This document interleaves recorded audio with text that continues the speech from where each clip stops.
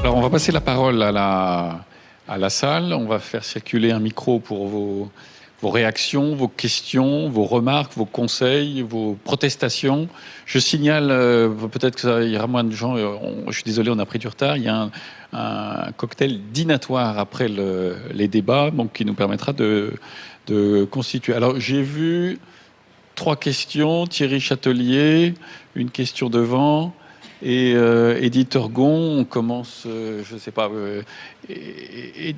on commence par devant. Oui, bonsoir à tous. Merci pour les intervenants. Des interventions vraiment de haute qualité. Je vous en remercie. Voilà, donc je suis Ali Belguit. Je suis immigré, moi-même. Donc acteur, je suis professeur et je suis chef d'entreprise et militant associatif.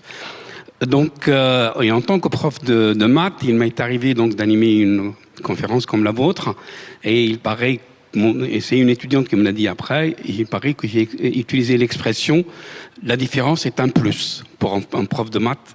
Vous voyez, donc c'est voilà. J'ai une question donc à poser à Gilles Finkelstein. Est-ce que le fait qu'une personne qui se présente d'une manière ou d'une autre a un impact sur ces statistiques-là? Est-ce que la manière de s'habiller, de se présenter est pour quelque chose? Et là, vous voyez un petit peu à quoi je pense. Le hijab. Thierry Châtelier, moi je voudrais réagir à votre intervention, Gilles Finkelstein, sur la confiance. Parce que la question de l'autre, c'est souvent un renvoi à la confiance. Et moi j'observe un phénomène, notamment sur le marché intérieur des entreprises, et vous allez voir le sujet sur lequel je veux venir, c'est celui du curriculum vitae, le CV. Ce CV si obsolète, et qui a fait que des gens comme moi, probablement comme beaucoup dans la salle, ont pu décrocher un job sur la base de ce papier et d'un entretien. Or aujourd'hui, moi je constate que dans nos grandes multinationales, et j'en interroge d'autres, peut-être Maximilien sur Suez nous dira l'inverse, peut-être ou pas, mais on a 70% par exemple dans mon entreprise, qui est une grande multinationale, où aucun poste n'est ouvert. C'est-à-dire que tous les postes sont cooptés. Et quand on parle de la question de la confiance, et je vois même qu'à l'intérieur de la communauté, permettez-moi d'employer ce mot pour l'entreprise, on n'arrive pas à ouvrir les postes, en dehors des postes de mandataires sociaux, ça m'interroge quand même déjà même sur la confiance à l'intérieur même de l'entreprise, de gens qui ont déjà été recrutés et qui en font partie. Donc, comment peut-on faire? Et puis, quelle observation vous faites sur cette question-là particulière? Oui, bonjour, Edith Orgon. Je vais me mettre à un niveau tout à fait différent de ces questions. Peut-être être complètement à côté de la plaque. Mais ce qui me frappe, c'est l'écart entre l'introduction de Maximilien et tout ce qu'on a entendu et qui était absolument passionnant. Moi, j'ai appris des tas de choses et je vous en remercie.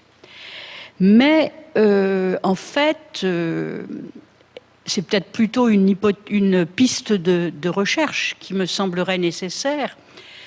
Vous avez parlé de tout ce que nous faisons pour lutter contre les discriminations, pour, si on veut dire positivement les choses, restaurer le maximum d'égalité, mais toujours en s'interrogeant sur une personne, un individu, et en postulant que la diversité est une ressource pour conduire des changements dans un monde qui bouge, pour innover, mais personne ne travaille là-dessus.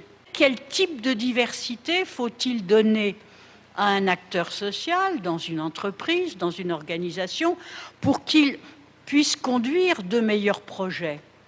Je trouve que c'est une piste qui serait intéressante. Alors, on peut réfléchir un petit peu. Peut-être on peut supposer que une large diversité, mais jusqu'où, peut permettre à une organisation d'être plus résiliente. Parce qu'il y a effectivement des compétences multiples, des capacités d'appréhender la variété et la diversité, mais rien ne dit que ça va favoriser l'action collective. Voilà, donc je pense qu'il y a des questions que je me pose. Edith Turgon, je précise, comme elle ne s'est pas présentée, pour ceux qui ne le savent pas, anime à Cerisy, qui est un château en Normandie. Je ne sais pas combien de colloques par an, une vingtaine de colloques sur tous les thèmes possibles et imaginables et toutes les disciplines. Le dernier colloque auquel j'ai participé, c'était il y a 15 jours, sur la pensée aménagiste, et notamment le rôle des grands opérateurs de réseau sur la création de la ville. Voilà. Peut-être une dernière, et puis après on fait il y a plein de questions. Je donne la parole à Alain Gésio, qui est responsable, qui a mis en place une épicerie sociale et solidaire qui est actuellement hébergée au Palais de la Femme, et qui a plein d'idées et qui a besoin de partenaires. Donc il a réalisé un projet, il en a d'autres à réaliser. Si vous avez, d'ailleurs j'en avais parlé à Michael Vérité, qui est là et qui se tourne là. Voilà, vous pouvez discuter tout à l'heure. Bonjour. Je vais essayer de faire très court. Donc j'ai un constat et une question à poser à Maximilien Pellegrini. D'abord, je voulais vous remercier pour toutes les interventions. J'avais une question à poser à tout le monde, mais évidemment, ça ne sera pas possible. Donc le premier constat, c'était avant la Première Guerre mondiale, on faisait, entre le père, le fils et le petit-fils, on faisait le même job. Donc c'était quelque chose de normal, donc on ne se posait pas la question, il me semble, d'ascenseur social, vraiment. Après la Deuxième Guerre mondiale et pendant les 30 Glorieuses, eh bien, il était normal que les enfants aient un meilleur job que leurs parents. Et depuis, c'est pas le cas. Mais comment s'étonner que c'est pas le cas aujourd'hui? Parce que mon constat, c'est que les élites aiment autant leurs enfants que les ouvriers. Et que si c'est le cas, eh bien, ils vont pas forcément faire en sorte que les choses soient différentes. La question que je voulais poser à Maximilien Pellegrini, c'est que, en tant que grand patron d'une très grande structure, j'ai l'impression que donc vous avez beaucoup de pouvoir et donc une grande responsabilité. Si vous travaillez avec des structures, des startups solidaires, comme la personne qui est à côté de vous, eh bien, il y a sans doute possibilité de faire en sorte qu'un grand groupe, que des grands groupes puissent faire qu'il y ait d'une plus grande diversité sociale. C'est toi qui étais le plus questionné. Oui, j'ai vu. Alors, je commence par la question d'Ali. Peut-être je n'ai pas été clair. En fait, j'ai évoqué deux enquêtes différentes. La première enquête n'était pas une enquête sur la discrimination. Elle était une enquête sur les fractures françaises dans laquelle, auprès d'un échantillon représentatif de l'ensemble de la population française, la question qui a été posée était: est-ce que la religion catholique, la religion juive, la religion musulmane, telle qu'elle est pratiquée, vous paraît compatible avec les valeurs de la société française? C'est là où on voyait la crispation, qui n'est une surprise pour personne, autour de la religion musulmane.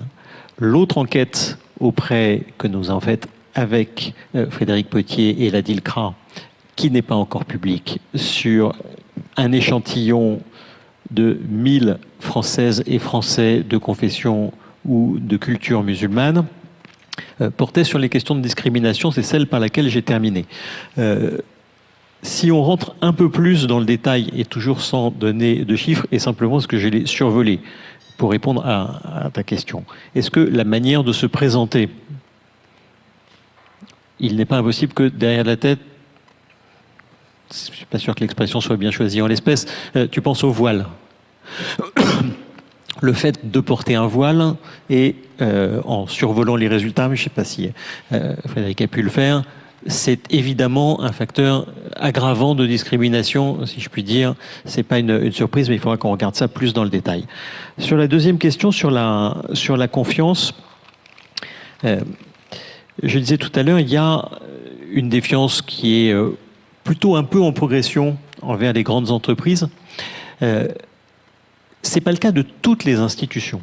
Et c'est intéressant parce que ça va me permettre de revenir à votre question. Il y a deux institutions sur lesquelles, au-delà de l'armée et de la police, deux institutions dans lesquelles la confiance est forte, ce sont les petites et moyennes entreprises et les maires. Ça veut dire quoi? Le point commun, c'est la proximité. Et je pense qu'on peut faire le lien avec ce que vous évoquez sur le recrutement.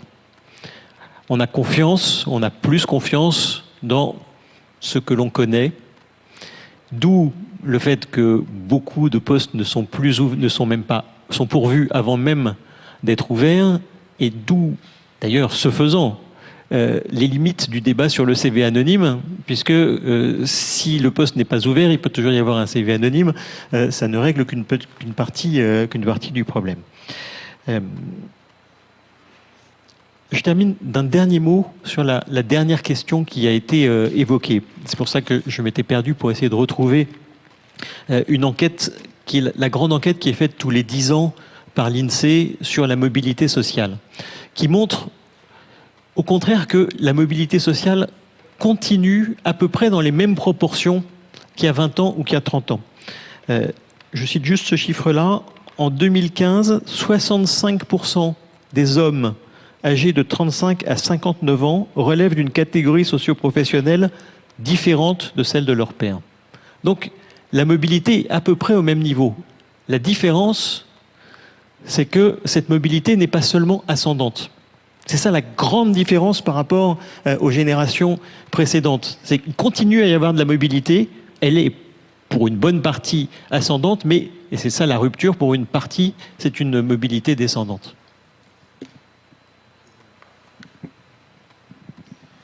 Je veux bien répondre. Bon, ceux qui connaissent les grandes entreprises ont bien compris que plus on a de responsabilités, plus le champ est contraint. Donc, c'est pas toujours évident d'avoir plus de pouvoir, mais je crois qu'il y a deux difficultés majeures pour les dirigeants aujourd'hui, cadres dirigeants. C'est qu'il faut réconcilier des pas de temps qui sont extrêmement différents. Aujourd'hui, on évolue évidemment sur des marchés financiers, on prend des engagements, donc on doit rendre compte, par exemple, sur l'activité qui est la mienne, au trimestre de l'avancée d'une entreprise qui travaille sur du dérèglement climatique, sur des pas de temps extrêmement longs. Donc, sur des sujets comme la diversité et comme bien d'autres, en fait, je crois qu'il faut du temps pour bien faire les choses. Ça ne sert à rien de tirer sur la plante pour qu'elle pousse plus vite, il faut arroser régulièrement. Et on évolue dans des environnements qui sont tellement contraints qu'on a quand même aujourd'hui l'obligation de délivrer des résultats si on veut travailler sur les sujets de conviction de long terme. En fait, on évolue dans des sociétés et sur des marchés qui ne nous laissent plus le temps de faire les choses. Donc ça, c'est le talent du dirigeant d'essayer de faire concilier ces deux pas de temps qui sont extrêmement contradictoires. Le second sujet, c'est qu'évidemment, comme il faut agir vite sur les entreprises de transformation, ce qu'on fait très très bien en France, mais ce qui ne marche pas, c'est qu'on centralise, on se réunit autour d'une table, face à un problème, on conceptualise, et puis on dit voilà ce qu'il faut faire, et ensuite on déploie. Bon, évidemment, ça ne fonctionne pas. Et donc, il faut qu'on arrive à décentraliser au maximum le processus de décision et d'innovation. Et si on fait ça, à mon sens, on laissera beaucoup plus d'oxygène au processus de diversification et de diversité. J'ai juste une phrase, Vas-y. en rebond, je retrouvais une petite citation sur ces différences de temps qui, je trouve, est adaptée. Je cite, « À son jardinier qui lui faisait observer qu'il faudrait 100 ans pour que pousse un cèdre du Liban, le maréchal Lyotet répondit « Alors, plantez-le cet après-midi ». Et tu sais que Colbert plantait des arbres pour que dans 300 ans, on puisse construire des bateaux.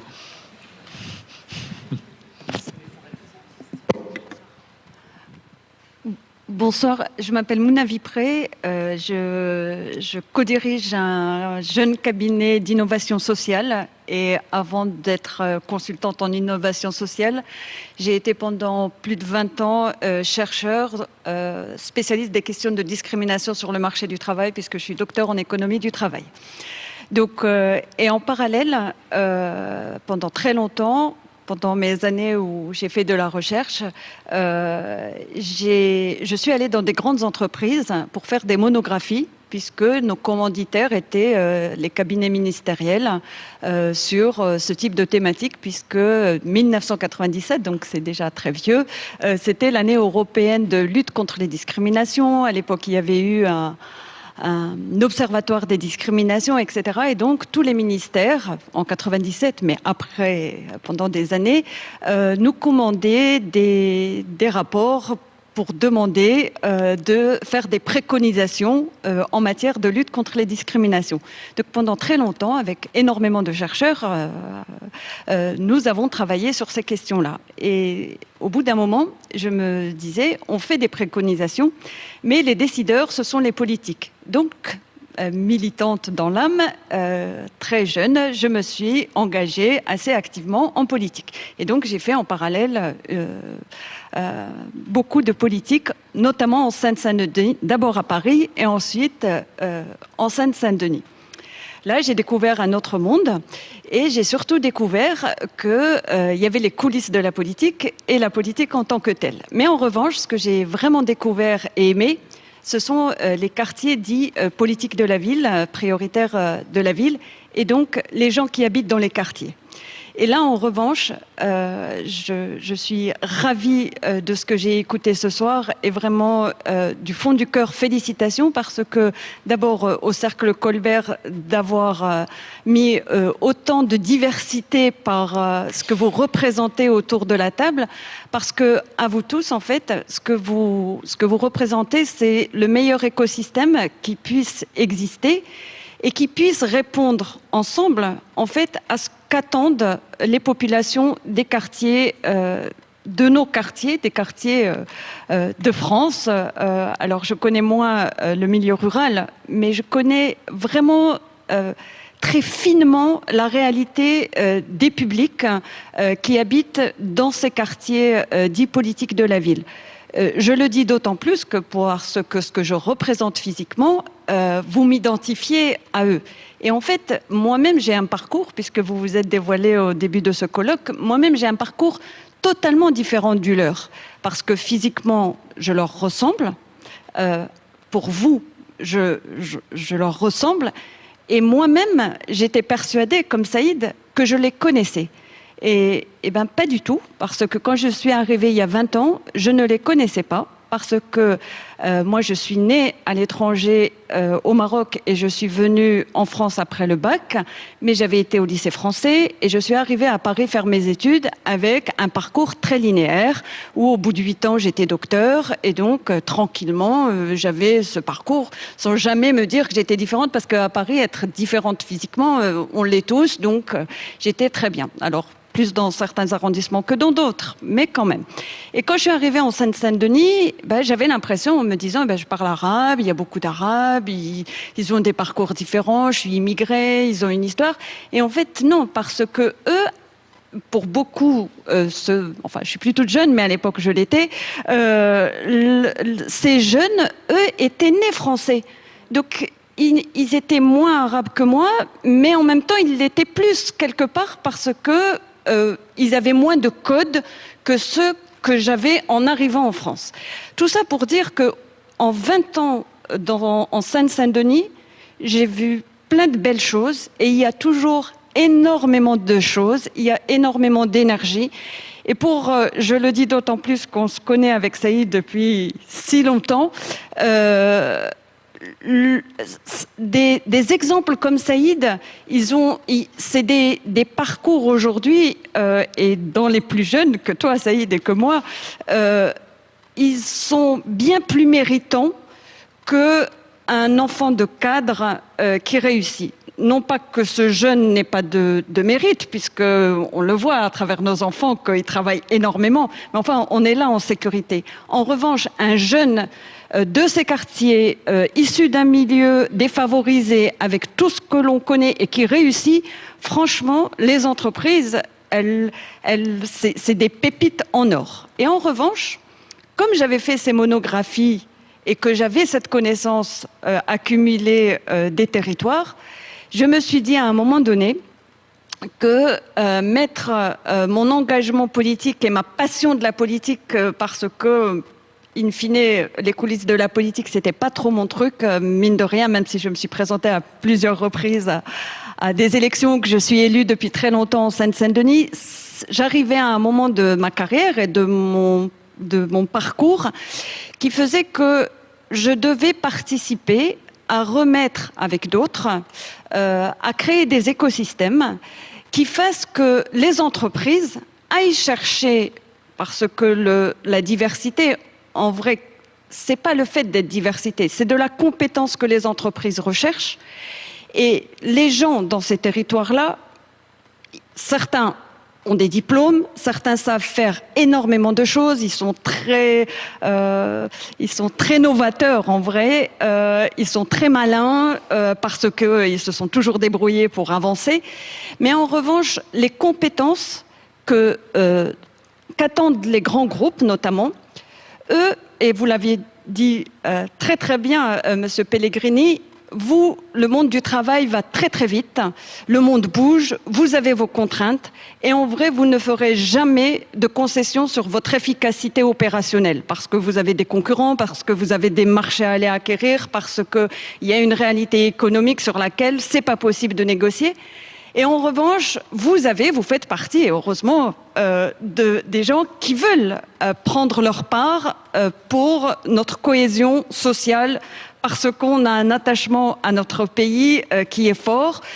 Il faut des traits d'union entre ces gens-là pour qu'au moment où vous les embauchiez, ils soient opérationnels.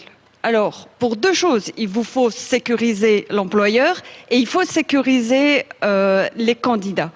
Et aujourd'hui, sur la diversité et l'ascenseur social, ce qu'il faut, c'est cette compétence. Et c'est dans ce sens-là qu'on est beaucoup, dont Saïd, dont beaucoup, et je remercie Saïd, on a monté un projet aujourd'hui qui s'appelle Impact Confiance, parce que c'est cette confiance qui manque, et on est allé chercher des grands groupes, je peux les citer aujourd'hui parce qu'il y a des engagements par écrit, Danone, Leclerc, la Fnac Darty, des grands groupes, et je le dis d'autant plus que c'est difficile en fait de créer cet écosystème parce que jusque-là, comment on fait on forme les gens, on leur demande de faire un CV et ensuite le frein, c'est vous.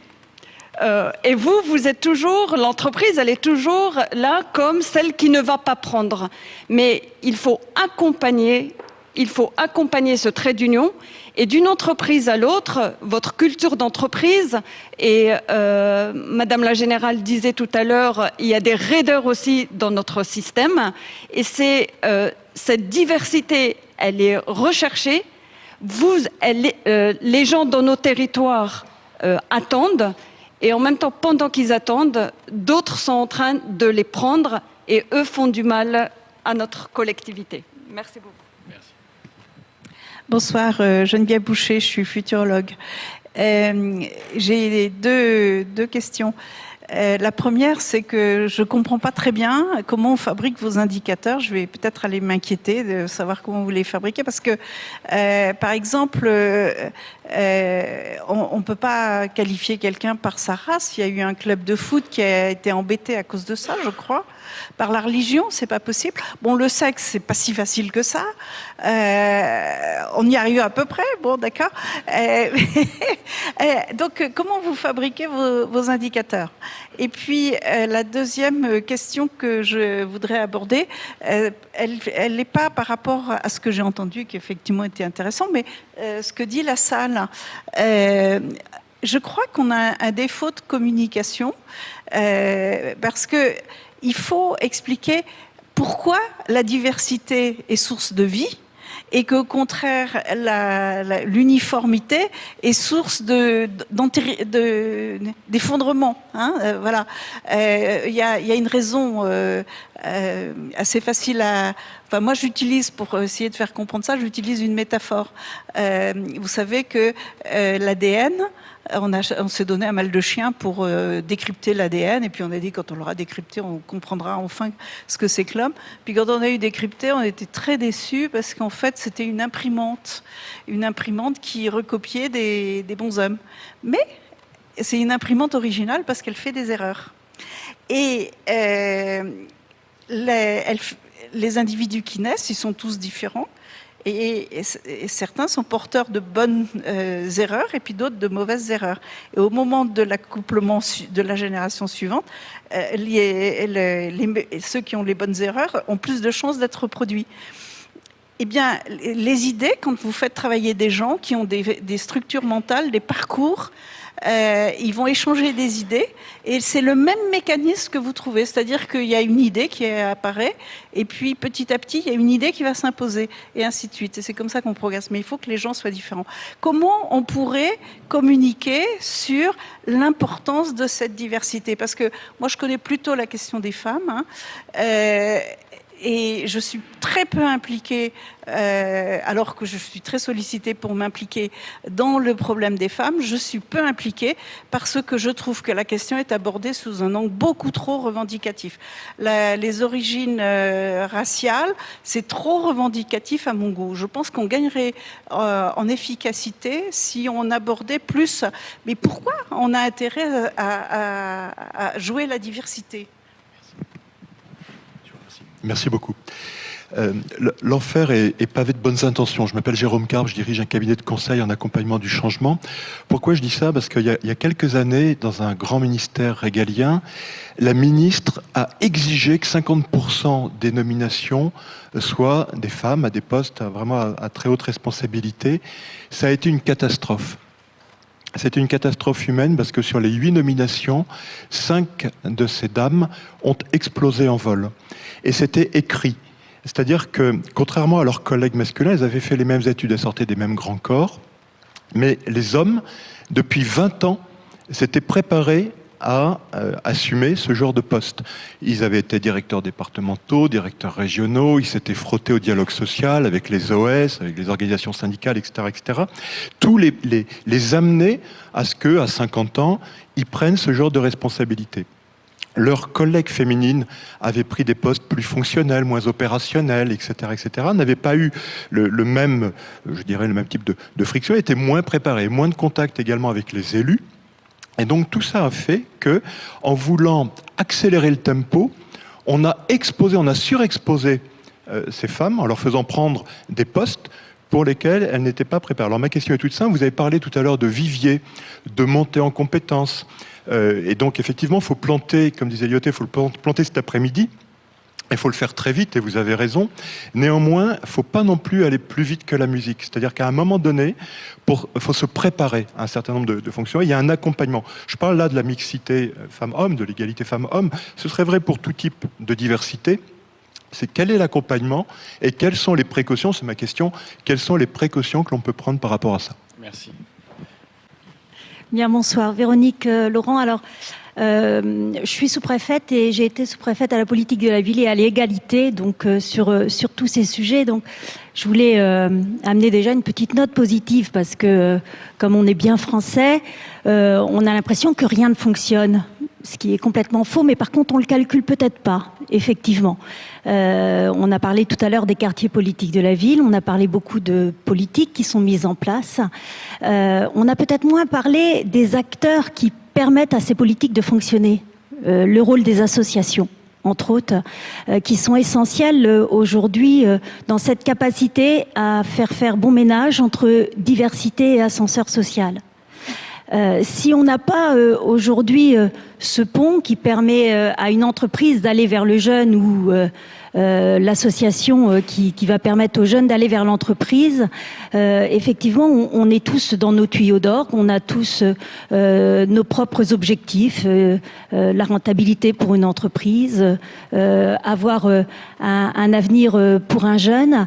Et aujourd'hui, derrière ce que Madame a appelé les codes, on a ce besoin de créer le lien entre l'entreprise qui veut bien faire, mais qui parfois sait pas trop non plus comment faire. Moi, j'ai eu plusieurs exemples d'entreprises qui voulaient bien prendre des stagiaires troisième, qui voulaient bien prendre des stagiaires d'université, mais ils savaient pas comment aller les chercher et vice versa. Donc, je pense que on a des outils aujourd'hui. On a des outils qui fonctionnent. Il faut sans doute déjà qu'on puisse les mesurer, parce que, entre autres, à travers les quartiers politiques de la ville, ces jeunes qui trouvent un emploi, eh bien oui, ils quittent le quartier politique de la ville parce qu'ils vont là où il y a l'emploi, et c'est aussi une de leurs réussites. Et donc, les outils existent, on continue d'en créer et peut-être parfois un petit peu trop. Le parrainage, entre autres, tout à l'heure vous parliez des jeunes diplômés qu'on s'occupait peut-être trop ou pas assez des jeunes diplômés. Le parrainage fonctionne très bien. On a beaucoup de personnes, de professionnels aussi, je pense, au sein des entreprises qui sont intéressés pour faire ce parrainage. Et donc, la dame tout à l'heure a parlé aussi de communication, de capacité à comprendre tout ce qui peut exister et quels sont les outils pour permettre à cette diversité d'aboutir à l'ascenseur social. Bonjour, merci, je serai brève. Je vous remercie pour toutes vos interventions. Moi, j'avais une question et en fait, je fais un constat, c'est mon expérience personnelle, mais je pense qu'elle reflète pas mal la réalité. C'est qu'en fait, vous avez parlé de confiance, que les entreprises en fait devaient faire confiance à la diversité et y croire. Et moi, je crois vraiment que c'est quelque chose qui permet d'innover. Je rejoins tout à fait ce que vous avez dit. Avec la diversité, en fait, on avance plus vite et c'est un plus. C'est tout à fait ça. Par contre, moi, ce que je constate, c'est qu'aujourd'hui, en fait, des personnes qui sont justement diverses, qui sont pas issues des bons quartiers, qui sont issues de l'immigration, qui n'ont pas forcément la religion à laquelle tout le monde croit qui est compatible en fait avec la République ou dans le domaine de l'entreprise, ces personnes en fait qui, peut-être comme moi, ont réussi, ont obtenu un diplôme, maintenant en fait elles ne croient plus dans les entreprises. Et moi en fait je l'observe en fait avec pas mal de camarades qui sont partis à l'étranger, qui ont créé leur concept, qui ont créé leur entreprise, mais qui croient plus dans l'entreprise et qui disent en fait à quoi bon essayer d'aller monter parce que j'ai pas le réseau, parce que j'ai pas le bon nom, parce que j'ai pas la bonne religion, et du coup en fait soit ils partent ou soit ils créent leur concept. Et je trouve en fait que c'est un vrai risque pour les entreprises françaises et je voulais avoir votre avis sur cette question-là. Je vous remercie. Bonsoir, je me présente Gloria Fataki. Je vais essayer d'être très brève aussi. Donc moi je travaille bénévolement pour une association qui s'appelle l'Institut Open Diplomacy.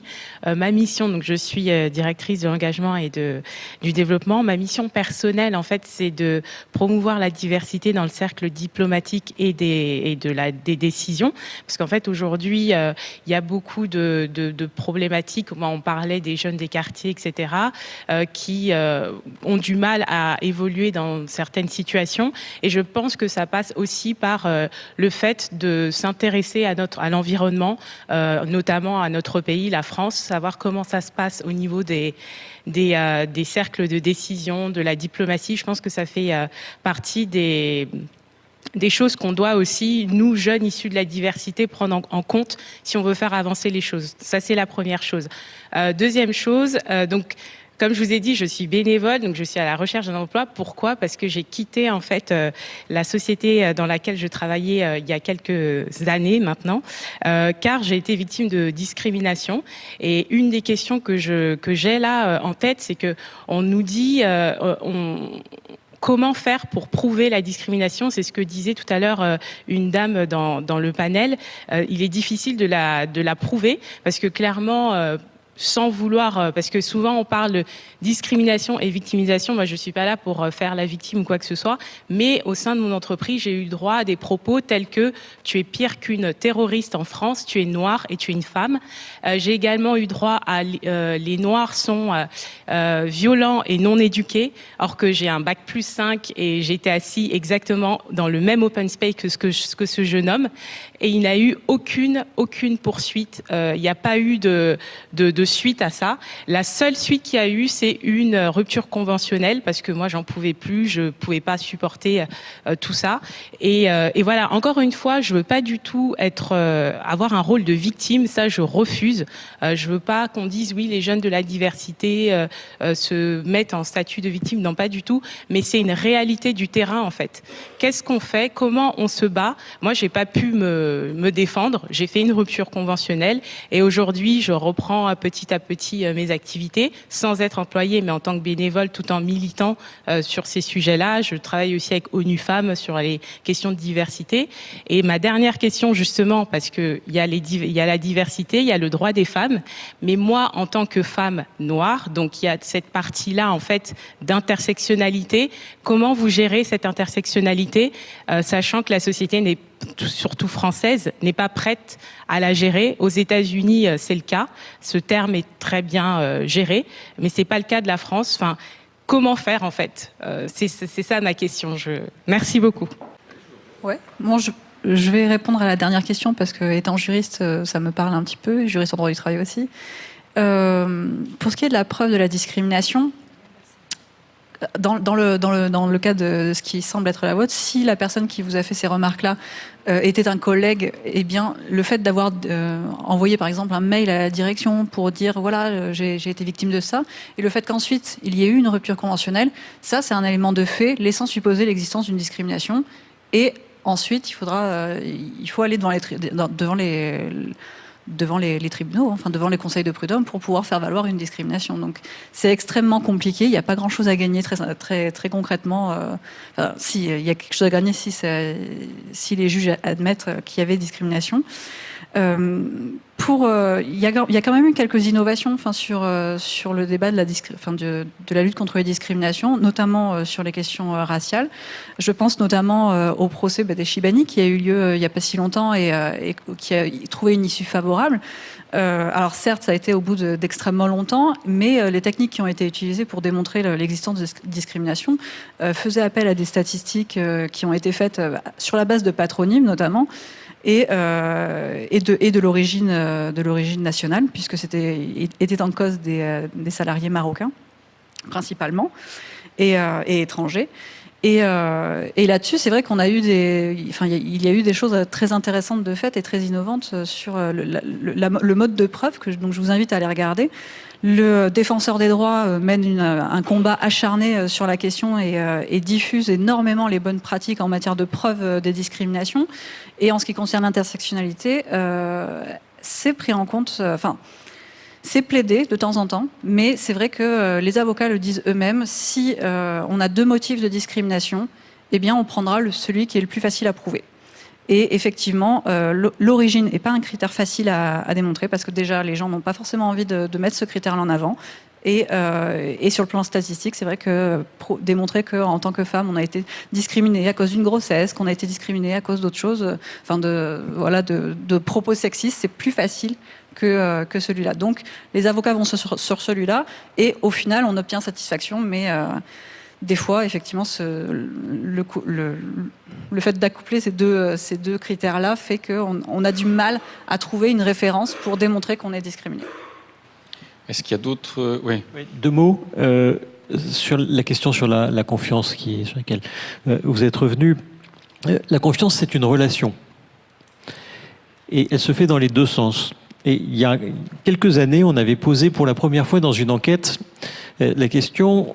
Non pas est-ce que vous avez confiance dans telle ou telle institution, mais est-ce que vous avez le sentiment que telle institution vous fait confiance? Est-ce que vous avez le sentiment que les enseignants vous font confiance pour ceux qui sont dans cette situation, que les entreprises vous font confiance ou que les élus vous font confiance? Et les résultats étaient absolument fascinants parce que vous aviez une proportion considérable. En l'occurrence, c'était une enquête sur les franciliens qui considéraient qu'on ne leur faisait pas confiance. Et donc, lorsque vous dites les jeunes, de plus en plus, ne croient plus en l'entreprise, je crois que beaucoup d'entreprises aujourd'hui sont confrontées à une situation tout à fait nouvelle où, quand elles font des recrutements, elles ont l'impression que ce sont elles qui font l'entretien d'embauche et que c'est pas dans l'autre sens. Je ne sais pas si vous avez déjà cette impression-là ou pas, mais je rencontre de plus en plus cette situation qui est un peu nouvelle. Deuxième mot sur la question que vous avez posée au tout début sur ce que vous avez appelé l'échec programmé. Il y a un point d'accord avec vous sur le fait, mais qui ne touche pas seulement les femmes, c'est que lors de beaucoup de nominations dans la fonction publique, la formation au nouveau poste est extrêmement défectueuse, voire le plus souvent inexistante, voire trop souvent inexistante, je ne veux pas être... En revanche, je suis plus interrogatif sur le rythme d'interprétation de la musique, est-ce qu'on va plus vite ou pas. Si je prends un des secteurs dans lesquels l'évolution sur la place des femmes a été le plus considérable ces 10 dernières années, c'est la politique. Le gouvernement, on parle souvent des choses qui n'avancent pas, là ça a beaucoup bougé. Le gouvernement, depuis 10 ans, est paritaire, et pas seulement sur des postes secondaires. L'Assemblée nationale, avec le dernier renouvellement, on a 40% de femmes, c'est une progression considérable par rapport à il y a 20 ans ou il y a 30 ans grâce à la loi sur la parité. Et dans toutes les autres institutions locales, grâce au mode de scrutin, on est à peu près sur la parité en nombre d'élus, pas toujours sur les plus hautes responsabilités. Bon, même pas souvent. On est allé vite. Je ne crois pas que ces différentes institutions soient plus mal administrées qu'elles ne l'étaient auparavant. Et donc, j'ai vraiment la conviction que, en réalité, les choses sont beaucoup plus prêtes qu'on ne le croit et que c'est d'autres freins qui font que les choses n'avancent pas. Juste peut-être pour reprendre sur la question de la responsabilité de l'entreprise, des dirigeants que nous sommes, et je pense qu'on est des acteurs extrêmement importants, donc il faut agir. Juste quelques commentaires préalables. Je crois qu'on manque quand même de données, d'observations fiables sur les catégories qui supposément sont aujourd'hui en difficulté par rapport à l'ascenseur social et à la diversité. Je crois que quand on agit sans comprendre, il y a un mot français pour ça, on s'agite. Et quand on s'agite, on ne va pas forcément dans la bonne direction. Donc je crois qu'il y a des tabous sur certains critères de discrimination, comme la religion, qu'il faut lever de manière à avoir des analyses assez fiables, pouvoir prendre un peu l'état des lieux, le pouls, et pouvoir avancer. Après, sur l'entreprise, il y a deux façons d'avancer sur l'entreprise. Il y a une façon qui est celle de rédiger des politiques, des procédures, de mettre à disposition du corps managérial des outils de manière à ce que la diversité progresse. Bon, bah, ça, c'est des choses qu'on met en œuvre. Ensuite, on peut les calculer, que ce soit des moyens ou des résultats pour avancer. Le pari que moi je fais, c'est le projet que nous avons avec Saïd, c'est de donner en fait la possibilité à des cadres de s'exprimer par leur expérience. Il y a deux façons d'apprendre. Par l'acquisition de connaissances ou par l'expérience. Et moi, je crois beaucoup à l'expérience. Donc, si dans les 1000 cadres que j'ai dans l'entreprise aujourd'hui, si dans la chaîne de commandement, je fais le pari, je force un peu d'avoir des cadres et des gens en responsabilité qui sont issus de milieux sociaux défavorisés, qui sont issus de la diversité, je crois que collectivement, l'entreprise avancera plus vite. Merci. Je vous propose, il y avait beaucoup d'interventions qui étaient plus des témoignages et c'était très bien comme ça que des questions. Je vous propose qu'on continue autour d'un verre. Je voudrais juste dire un mot sur il y a eu des compliments sur la composition de la table ronde qui me semble en effet cohérente et pertinente et complémentaire. J'y ai contribué, mais c'était un travail collectif.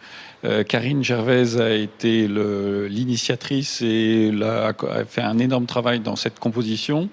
Et puis, on a eu aussi l'aide de Gilles et de ses équipes. Et voilà, c'était, je pense, un beau travail collectif. Et il me semble que cette soirée était intense, riche dans le fond, riche dans la forme, riche dans l'émotion et dans les témoignages. Voilà, et je pense qu'il faut qu'on continue à creuser le sillon. Merci.